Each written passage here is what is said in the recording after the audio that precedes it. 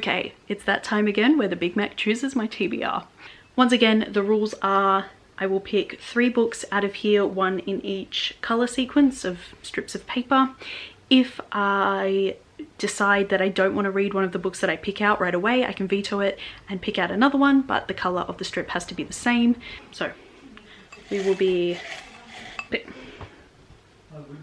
Once again, I've dropped one, so I guess we'll just start with this. Okay, so this is a green and blue strip, and it is... Oh, nice. That's on the bottom of the stack. Okay. So the first book that I've pulled out of the jar is Wild Beauty by Anna Marie McLemore. I know almost nothing about this book, and I think I'm going to keep it that way. I'm not even going to reread the back. I'm just going to go into it without knowing anything. Very excited to read this one. Very happy to have picked it out. All right, so now we're going to pick out a red and orange one. I'm feeling this one. And this one is... Oh, okay. So this book is Love in a Time of Global Warming by Francesca Lia Block, which will be a reread for me. I have already read it. And the sequel because it is part of a duology, but unfortunately the sequel is quite transphobic from what I remember. So maybe I'll read them both and decide definitively if I want to keep them. But I do remember really enjoying this one.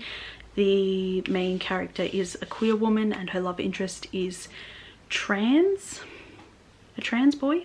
I will reread it. I will maybe read the sequel. We'll see how I feel about it. We want a blue and purple one. Here's one right here. I'm feeling good about it. Oh, that's 2. Okay. Go with this one.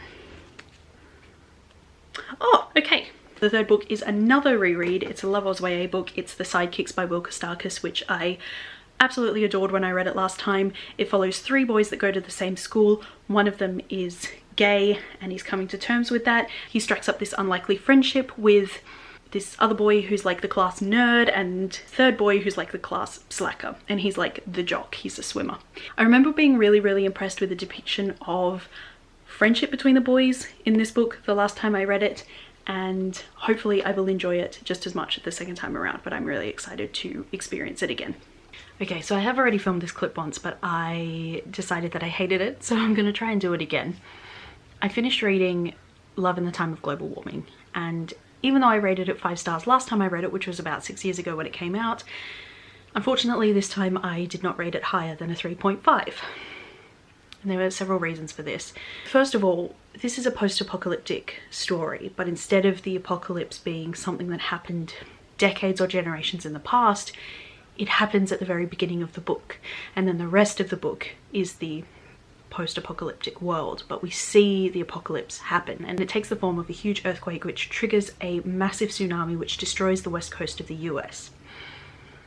And then the 4 main characters of this book are 4 queer teenagers, and at least half of them, I actually think it was the 3 that weren't Penn, all had parents who were varying degrees of not great. So one set of parents was just a little bit like controlling generally, and then Penn's parents, I don't think they knew that she was queer. And I thought that it was really powerful, and it was something that I didn't pick up last time I read this book, that the people that survived the apocalypse, by and large, were queer teenagers, and we never heard from their bigoted parents again. And I think that that especially is really important, and something that I'm glad I picked up on this time, because I didn't notice that that was what was happening when I read it the last time. Unfortunately, my enjoyment of this book was pretty much ruined by the fact that the sequel is incredibly transphobic. Knowing that that was coming not only overshadowed the whole book, and it really affected my enjoyment of it. It actually made me question Francesca Lia Block's motives for one scene specifically that happened in Love in the Time of Global Warming. Early on in the book, after Penn and Hex join up, they come across the sirens. And the thing about sirens in Greek mythology is they affect men, but not women. So they start singing, and Hex is affected and Penn is not. So that's how they're able to get away. Penn pretty much bodily drags Hex away, and then they are able to escape The Allure of the Sirens.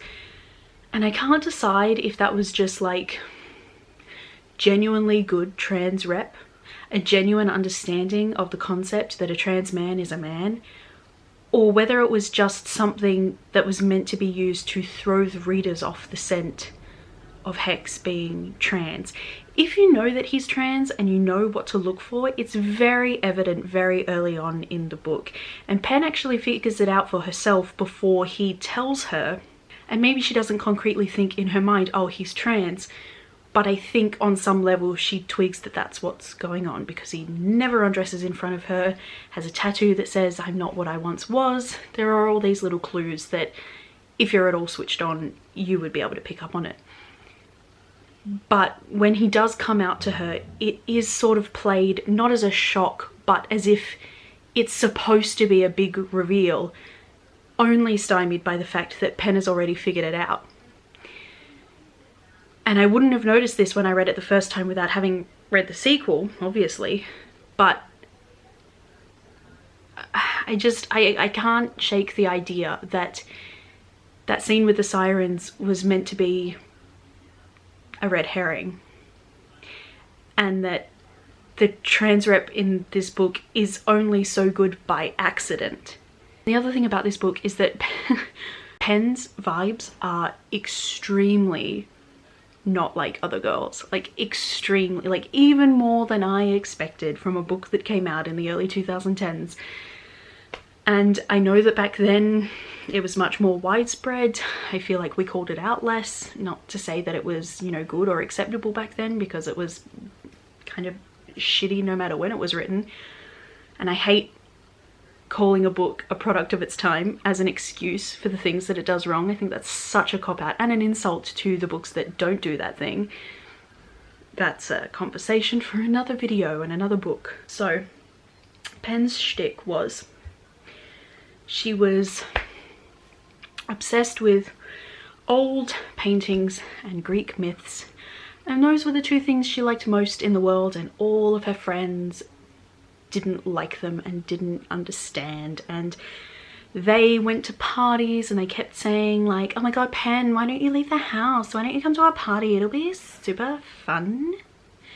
And she was like, no, but I just want to stay at home and read the Encyclopedia Britannica. But none of my friends care about old paintings or myths.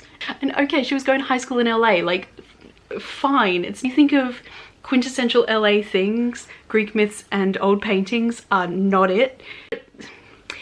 It just got to me, and it really stopped me from relating to her and sympathizing with her the second time around, because I just rolled my eyes every time. It was a choice. A choice was made, and it did not age very well, and that was my problem with it. And my other problem was that despite Pen being the opposite of what you would expect from a teenager in LA, this book on the whole was like very LA. Like any stereotype you have as a person not living in LA of people who do live in LA was in this book. Like several times they mentioned quinoa and acai and kale, and you could not mention junk food without someone talking about how it was just all grease and so gross. It's full of grease. Nothing sugary could be mentioned without someone talking about how sugar was bad for you, and Pen's mother never let her eat sugar because it's so bad for you. Like, can we tone down on the food policing, please? And the other thing is that I'd completely forgotten about it, but in the early 2010s, one of humanity's major concerns was the hole in the ozone layer, which every time they mentioned the hole in the ozone layer, I just got this weird flashback to something I'd completely forgot ever existed, because it's no longer really an issue. Like, global warming, much worse. Hole in the ozone layer, much smaller. And not when this book was written though, and it talks about it all the time, and it was just weird. And then the other thing is that for a book that was so concerned with, like literally named after global warming and so concerned with the hole in the ozone layer, like it felt like such a cop-out that the apocalyptic event was caused because some guy created giants. Like this I don't want to call him a mad scientist, but this scientist who was the bad guy genetically engineered these giants, and then they broke out of his lab and their walking on the earth caused the Earthshaker, which destroyed the US. I did wish that apocalyptic weather had been because of global warming. And the thing about it is, in 2021, we are having apocalyptic weather events. Or I feel like this book would have aged much better if the Earthshaker and the tsunami had been caused by climate change, because then that it would be relevant now, and it would not just be some relic of a decade ago of some big thing that we were obsessed with, which we fixed. So, mixed feelings. Like the food talk and the ozone layer and Pen's entire personality, like those are minor things, those are me things. And the main thing that affected my enjoyment of this book was the looming transphobia that I know is coming in the sequel, and I think I will read it this month just so I can get some closure on this series. And like with Dorian, I feel like if I had read the Odyssey, I might have a better appreciation for this story. Like, I know the general outline of the Odyssey, and as I was reading this, like certain things pinged in my brain that I didn't remember that I knew about the story. On average, this book is just average. So I've nearly finished The Sidekicks. I've got about 35 pages left, and I adore it just as much as I did the first time, which I'm really, really happy about. I think that I was wrong in the TBR portion. Miles, Ryan and Harley were all friends with this boy called Isaac, but they weren't really friends with each other. He was like the glue that held the group together, and without him there to bring them together and give them something in common, they don't really have any ties to each other. So when he dies, it really does just leave this big gaping hole where their social lives used to be. And so there's 3 parts of this novel, one narrated by Ryan, and then one narrated by Harley, and then one narrated by Miles, and they all have internal conflicts about their place in the world now that Isaac has died. So Ryan is gay, but Isaac was the only person he was out to apart from his boyfriend, so with Isaac gone, he feels like no one really knows him, and he feels really starved for that social connection and really wants to bring the 3 of them together so that, you know, they can hold each other up in Isaac's absence. And then Harley blames himself for Isaac's death because he was with him for part of the night that he died, although not for the part where he actually died. Harley had left by then. And it's interesting because he's like the rebel, like the problem kid.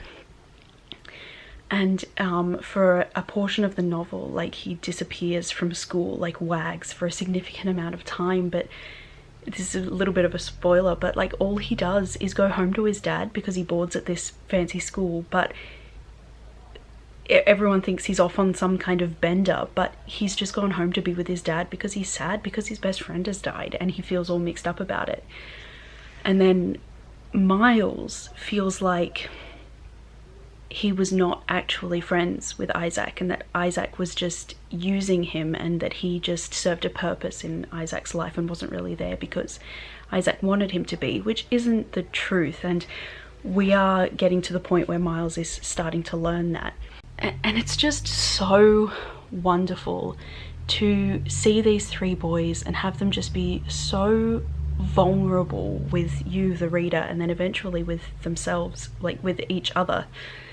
And to see them like support each other and start to regard each other as real friends and not just branches coming off this trunk of Isaac's friendship. Like, I do just want to note, if you're reading this and you don't live in Australia and you don't know what every single Australian high school is like, I do want to warn you that the characters do use the words gay and poof in a derogatory sense very, very casually, and it is challenged at one point in the novel, and it is expressed that the boys aren't saying it because they have a problem with gay people, and they don't, like, they're not homophobic, and they're not doing it to be homophobic. Like saying it in a derogatory way is homophobic, but the boys don't have any problem with people being gay. This is just the word that's in common use for this kind of thing, which isn't great. And maybe it's changed in the 10 years since I've been at high school, but I know for sure that when I was at high school, like, this happened all the time as well. I just want to warn you that that does happen in the book. Will Kostakis is gay, so it's not any kind of internalized homophobia. It just really is a very factual, accurate representation of how teenage boys speak to each other all the time. I'm not defending it, I'm not saying it's right, I'm just saying that this is just how it is in this country. So that's reflected in this book. It's very accurate. It's so normalized and widespread that I didn't even really notice it was happening until it had already happened a handful of times. And so just be aware of that. If the use of this word makes you not want to read this book, then obviously that's totally fine too, but I just want to let you know that it is in there, and to also let you know that it's just what Australian high schools are like. Oh, and just as an aside, I have also started reading the sequel to Love in the Time of Global Warming, which is called The Island of Excess Love. I just couldn't stop thinking about it, and I just really wanted to just complete out this duology, because this is a very short book, and to just know definitively how transphobic this second book is. The last book ended so well, we could have believed that they lived happily ever after. It didn't need to continue, they didn't need to go through anything else, and now they've been forced to do something they don't want to do. I just don't like it, but it's short, and I know that I will feel like I'm stopping things in the middle if I don't read this, so I'm gonna get through it, and then I can have an opinion on the duology as a whole, and not just be like, oh, this book was good but I think the second one is terrible. I will be able to tell you whether I think the second one is terrible, but to do that I have to get through another 150 pages, but hopefully it won't take too long. Okay, I'm back. It's been like 30 seconds. When I said before that Miles felt like Isaac was just using him, like he was just there to serve a purpose, Miles and Isaac was selling counterfeit essays. So Miles is the like nerd character, and so he's really smart. Now that Isaac is dead, Miles basically has to run this by himself, and Harley especially likes to say that he's a wet blanket, and that, you know, no one really wants him anywhere, and like he's really boring and he's not fun to hang out with, and all of this kind of things, which is kind of devastating, because like Miles is a really sweet guy, and you know, I do feel for him a bit, and I know that at the end they are going to be all friends, and I'm really waiting for that to happen, because poor Miles, man, like he's just so sad and he feels so lonely and he doesn't know how to connect easily with other people. And Isaac and Harley were way into like underage drinking, and they tried to rope Miles into it, and Miles perceives it as Isaac wanting him to be more like Harley, to be fun. But I think what was actually happening was that Isaac just saw that Miles was socially isolated, and he thought that if he invited them to the gatherings, like Miles might open up. But Miles just like, he really doesn't want to do it, and the more that you try and force someone who doesn't want to drink underage, the more they're going to clam up and get defensive about it. So, and yeah, that's also a warning for underage drinking. I think that Isaac thinks that he's trying to help Miles to get him to be more social and to get him to make friends, but Miles perceives it as being emotionally manipulated. So their friendship is very fraught, and the aftermath of their friendship is very fraught, because Miles doesn't think they were on even ground. Like I said, he thinks he was just being used. So it's gut-wrenching, but I love him and I love them all. Anyway, okay, I'll be back later. Okay, so I've read this book and I finished it and I gave it 1 star, and quite apart from the transphobia, I really just feel like it's a completely unnecessary sequel. So I was wrong in the previous clip when I said I thought it was the second half of the Odyssey. It's not. It's actually a retelling of the Aeneid, for some reason. And both the Odyssey and the Aeneid exist in the this world, so they read the books and they let it predict their lives as they go through these adventures. In this one, there is a ship that appears outside of the house, and they're all just a little bit kind of freaked out about it. Gives them all the heebie-jeebies, and they go to check it out anyway at the insistence of Pen's biological father. And they realize that when they're on the boat, they start having these terrible hallucinations, and everyone's horrible to Pen, because of course they are, because they all think that she's someone else. So they decide that they don't want to be on the ship, and they go back to the house, and then they're essentially forced back onto the ship and forced to go to this island and forced to eat the food, and none of them have very much agency at all. But least of all Hex. Like, the food is enchanted and they're all drinking wine, and he's sober because his mother was an alcoholic, right? He falls off the wagon a little bit in the first book, but in this book he, you know, does not partake of anything, and his friends are drinking in front of him and they think that it's all fine. And he disappears for most of the book and only comes back when they're leaving the island because it's convenient. And Pen is worried about him for quite a lot of it, but it's brushed off by the king of the island because he brought Pen there to be his queen, and no one has any say in any of this. They didn't want to go to the islands, they didn't want to be on the ship, and they were forced to do it. So this lack of consent is a theme throughout the whole book, and I don't really understand the point. And there was and in the course of this clusterfuck of a book, Pen is woken up by the king of the island to have a drink of wine to help her sleep, but she was already sleeping and he woke her up.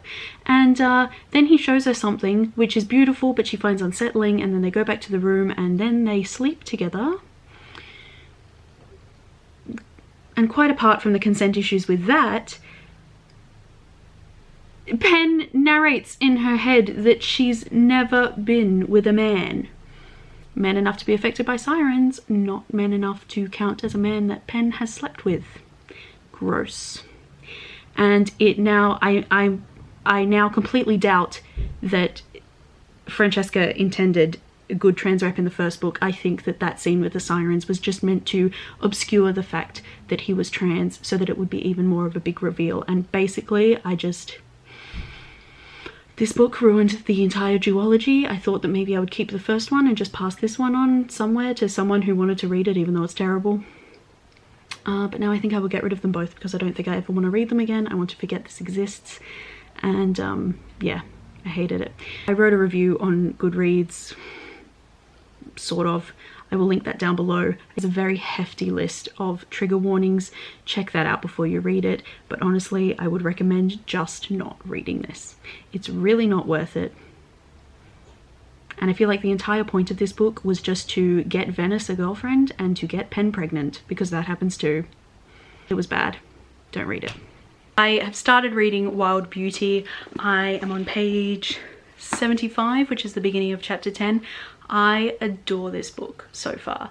I'm currently reading it for the Middle Earth Road Trip Readathon. Really love this book so far. Can't wait to see where it goes. And I haven't felt like sitting down and just reading solidly for hours about a book since Phoenix Extravagant last month. So I'm really happy with this one, really enjoying it so far. And it is so nice to read a book that I actually really enjoy after the clusterfuck that was The Island of Access Love. So yeah. My bookmark has mushrooms on it. Let me show you. It says Study of Mycology, Volume 2, and then on the back, mushrooms growing out of it. Very cute. I will leave a link to the shop down below. It's not always open, but follow the artist on social media and like, they tell you when their shop is open. Definitely worth it. I did not vlog any of the process of reading Wild Beauty because I ended up just reading it in basically 3 sittings. It was over 10 days because I had to go to work and do a couple of other things. So most of the time I was actually listening to the audiobook and doing other things while I was reading it. The audiobook was really good. I loved hearing all of the names pronounced as they should have been, because I definitely would have pronounced them wrong if I hadn't heard them.